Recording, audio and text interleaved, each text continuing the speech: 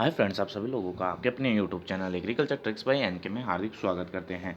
जैसा कि आप लोगों को पता है कि एग्रीकल्चर से रिगार्डिंग कोई भी ट्रिक वगैरह होती है, कोई नया अपडेट वगैरह आता है तो हम आप लोगों को वीडियो के माध्यम से प्रोवाइड करवाते रहते हैं। तो आज इसी कड़ी के अंतर्गत मैं बात करूँगा कि जो आपको जॉब को लेकर जो ये आपके एग्रीकल्चर के अंतर्गत भी और काफ़ी सेक्टरों के अंतर्गत जो आपकी ये वैकेंसी देखने को मिलेगी, जिसके अंतर्गत मुख्यतः आपका जो आ रहा है फूड कॉरपोरेशन ऑफ इंडिया, है ना, एफसीआई की पोस्ट काफ़ी अच्छी पोस्ट होती है, ये आप लोगों को पता ही है, और अच्छे पैसे मिलते हैं इसके अंतर्गत। तो मैं बात करूंगा इसके अंदर जो वैकेंसी निकली हुई है एफसीआई की, फूड कॉरपोरेशन ऑफ इंडिया की, तो इसके अंतर्गत जो पर्टिकुलर रीज़न के हिसाब से निकली हुई है कि आपका कौन सा रीज़न है क्या नहीं है। चलिए अपन बात करते हैं इसी, और इसकी जो अप्लाई की फॉर्म की डेट है वो भी अपन इसके साथ साथ ही बात करने वाले हैं। तो फर्स्ट ऑफ ऑल मैं बता दूं कि जो ये वैकेंसी है वो कहाँ पे निकली हुई है, फूड कॉरपोरेशन ऑफ इंडिया के अंतर्गत जो आपको ये वैकेंसी है वो देखने को मिलेगी। इसके अलावा मैं बात करूँ इसकी जो सैलरी वगैरह है वो क्या रहने वाली है। अगर मैं बात करूँ जैसे कि आप मैनेजर वगैरह इसके अंतर्गत लगते हो तो आपकी 40,000 रुपये जो सैलरी है वो रहने वाली है ड्यूरिंग टू ट्रेनिंग, यानी कि जैसे आपकी ट्रेनिंग चल रही है 6 मंथ की, इसके अंतर्गत ट्रेनिंग है, तो जैसे ही ट्रेनिंग चलती है तो 6 महीने तक आपको 40,000 रुपये मिलेंगे। फिर जैसे ही आपकी ट्रेनिंग कंप्लीट होती है तो 40,000 से 1,40,000 के बीच के अंतर्गत आपकी सैलरी रहने वाली है, और जो आपका ट्रेनिंग पीरियड है वो 6 मंथ का रहने वाला है। तो इसके अंतर्गत जो मोटा मोटा दिया गया था मैं उसी की बात करूँगा डायरेक्ट, क्योंकि ये नोटिफिकेशन काफ़ी बड़ा है तो कम्प्लीटली अपन को रीड करना वो नहीं रहेगा, क्योंकि टाइम ज़्यादा लग जाएगा अगर मैं एक एक चीज़ों को बताऊंगा तो जो अपने काम की चीज़ें हैं मैं उनकी बात करूंगा डायरेक्टली। जैसे कि मैं बात करूँ अगर पोस्टों की, तो ये जोन वाइज डिवाइडेड की हुई है। जैसे कि आपका नॉर्थ जोन है तो नॉर्थ जोन के अंतर्गत जैसे कि आपके मैनेजर की पोस्ट हो गई, मैनेजर जो जनरल हो गया, ये डिप्टी हो गया, मैनेजर मूवमेंट हो गया, जो जितने भी है जो लेवल है अलग अलग दिए गए हैं पोस्ट का, A B C D E। तो ऐसे ही आपके क्या होगा कि जैसे कि एग्रीकल्चर के अंतर्गत भी अपने आएगा तो वो भी आपको इस कोड के आधार पर ही पता चलेगा कि अपने कौन से कोड के अंतर्गत अपने हैं। और यहाँ पे आप क्या देख सकते हो, यहाँ की पोस्टें कि जो भी आपके नॉर्थ रीजन के अंतर्गत, जैसे SC की इसके अंतर्गत नहीं है, ST की भी नहीं है, OBC की एक है, AWS की नहीं है, ओवरऑल A की पोस्टर वो भी किसकी है, OBC की। तो ऐसे करके आप जैसे कि नॉर्थ रीजन की देख सकते हो कम्प्लीटली, और इसकी PDF है वो आपको मिल जाएगी अपने Telegram channel agriculture tricks by NK पे। तो साउथ रीजन की मैं बात करूँ या साउथ जोन की बात करूँ तो उनके अंतर्गत भी जो manager A, manager B, manager D, manager E, इसके अंतर्गत SC की देखो यहाँ पे नहीं है, ST की भी नहीं है, OBC की 2 है और AWS की 1 है और जनरल की 2 हैं, कुल टोटल 5 सीटें हैं। इसके अलावा मैं बात करूं कि जो मैनेजर B की है वहाँ पे SC की 1 है, ST की 0 है, OBC की 1 है, AWS की नहीं है, जनरल की नहीं है, तो इसके अंदर कुल टोटल 2 सीटें हैं। तो ऐसे करके आप साउथ रीजन की भी आप ये देख सकते हो कि इसके अंतर्गत कितनी थी सीटें हैं। तो ये मैनेजर की पोस्टों के लिए आपकी हो गई, तो आप ऐसे करके धीरे धीरे आप आराम से इसके अंतर्गत देख सकते हो। अब इसके अलावा मैं बात करूँगा डायरेक्ट ही आपके क्वालिफ़िकेशन की। जो मैनेजर जनरल है उसकी जो ग्रेजुएशन है वो क्या होगी, कोई रिकॉग्नाइज्ड यूनिवर्सिटी से मिनिमम 60% आपके होने चाहिए, और जो आपके इसके अंतर्गत कोई भी SC ST का कैंडिडेट होगा तो जैसे कि आप लोगों को पता है कि जो मिनिमम छूट मिली जाती है उनको, तो उनके लिए जैसे कि 55% होने ज़रूरी है, 55% और 60% के लगभग।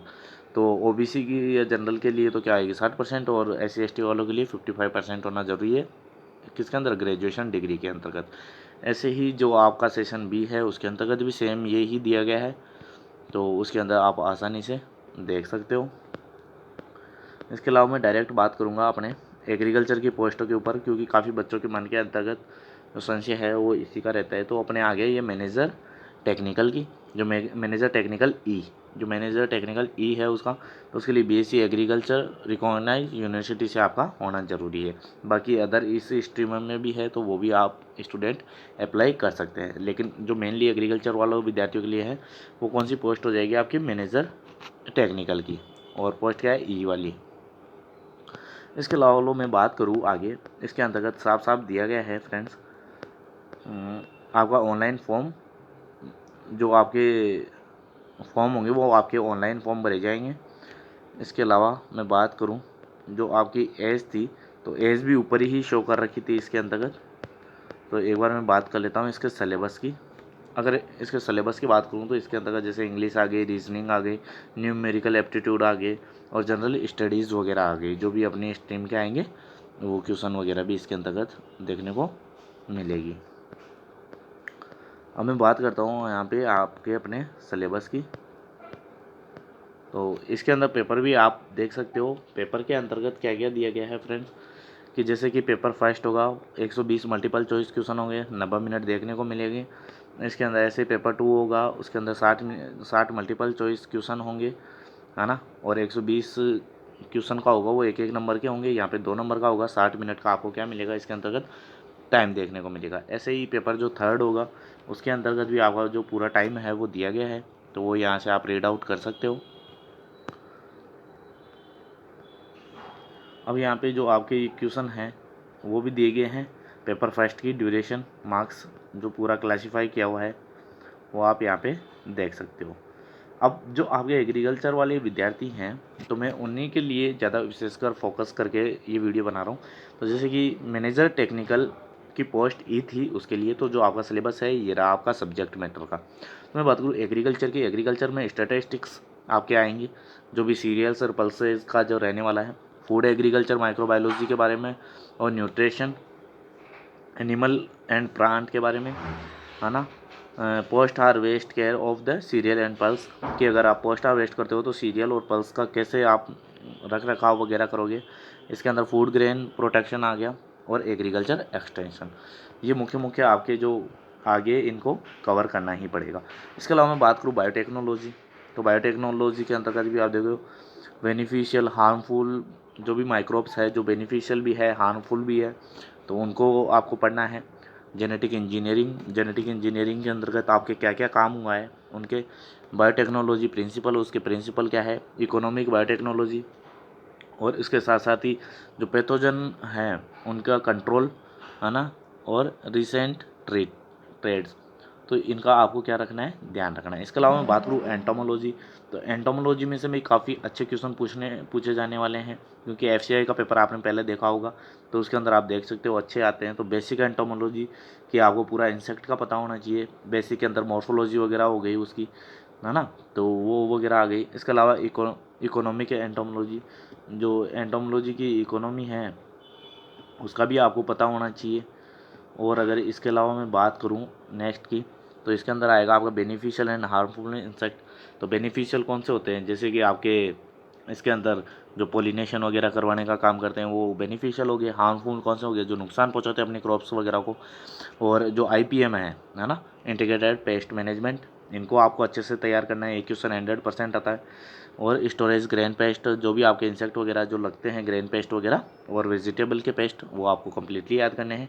केमिस्ट्री के अंदर भी ये आप यहाँ पे आराम से देख सकते हो। और इसके अलावा जो मुख्य पूछे जाते हैं ज़्यादातर क्वेश्चन, अगर आपने पिछले पेपर देखे होंगे तो इसके अंदर जो फार्मर राइट्स हैं या ब्रीडर राइट्स वगैरह है उनसे भी काफ़ी क्वेश्चन आते हैं।